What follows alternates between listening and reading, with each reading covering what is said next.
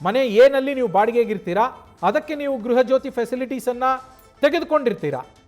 ಆದರೆ ಆ ಮನೆಯನ್ನು ಬಾಡಿಗೆ ಬಿಟ್ಟು ನೀವು ಮತ್ತೊಂದು ಬೇರೆ ಮನೆಗೆ ಬಾಡಿಗೆಗೆ ಶಿಫ್ಟ್ ಆದಂತಹ ಸಂದರ್ಭದಲ್ಲಿ ಈ ಮೊದಲ ಮನೆಯದೇನಿದೆಯಲ್ಲ, ಈ ಮನೆಗೆ ನೀವು ಅಪ್ಲೈ ಮಾಡಿದಂತಹ ಗೃಹಜ್ಯೋತಿಯನ್ನು ಡಿಲಿಂಕ್ ಮಾಡ್ಕೋಬೇಕು.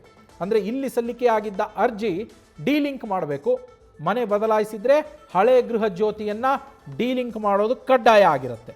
ಅದಾದ ಮೇಲೆ ಮತ್ತೊಂದು ಹೊಸ ಕನ್ಸ್ಯೂಮರ್ ಐಡಿಯ ಮೂಲಕ ಈಗ ನೀವೇನು ಅರ್ಜಿಯನ್ನು ಸಲ್ಲಿಸೋದಕ್ಕಿದೆ ಹೊಸದಾಗಿ, ಅದು ಅಷ್ಟೇ ಹೊಸ ಕನ್ಸ್ಯೂಮರ್ ಐಡಿಯ ಮೂಲಕವೇ ಸಲ್ಲಿಸಬೇಕು. ಅದೇ ರೀತಿಯಲ್ಲಿ ನೀವು ಬಾಡಿಗೆ ಮನೆಯನ್ನು ಬದಲಾಯಿಸಿ ಹೊಸ ಬಾಡಿಗೆ ಮನೆಗೆ ಹೋದಾಗ ಅಲ್ಲೂ ಅಷ್ಟೇ ಹೊಸ ಕನ್ಸ್ಯೂಮರ್ ಐಡಿಯ ಮೂಲಕವೇ ಅರ್ಜಿಯನ್ನು ಸಲ್ಲಿಸಬೇಕಾಗತ್ತೆ. ಅದರ ಜೊತೆಗೆ ಆಧಾರ್ ಕಾರ್ಡ್, ರೇಷನ್ ಕಾರ್ಡ್ ಹಾಗೆ ಬ್ಯಾಂಕ್ ಖಾತೆಯ ಮಾಹಿತಿಯನ್ನು ಹೊಂದಾಣಿಕೆ ಆಗುವ ರೀತಿಯಲ್ಲಿರಬೇಕದು. ಈ ಮೂರೂ ಮಾಹಿತಿಗಳು ಒಂದಕ್ಕೊಂದು ಹೊಂದಿಕೆಯಾಗಲೇಬೇಕು. ಆಗದೇ ಇದ್ದರೆ ನಿಮಗೆ ಗೃಹಜ್ಯೋತಿಯ ಲಾಭ ಸಿಗಲ್ಲ.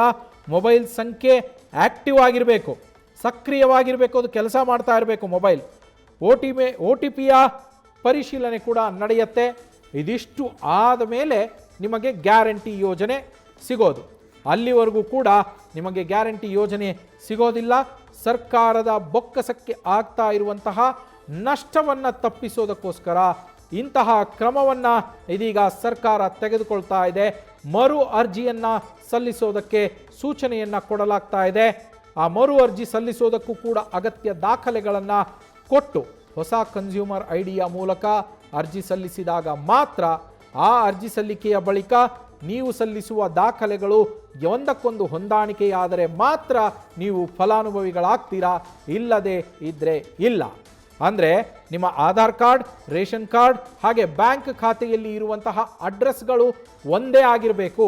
ಆ ಅಡ್ರೆಸ್ಗಳು ಬದಲಾದರೂ ಕೂಡ ನಿಮಗೆ ಈ ಗ್ಯಾರಂಟಿ ಯೋಜನೆಯ ಲಾಭ ಸಿಗೋದಿಲ್ಲ.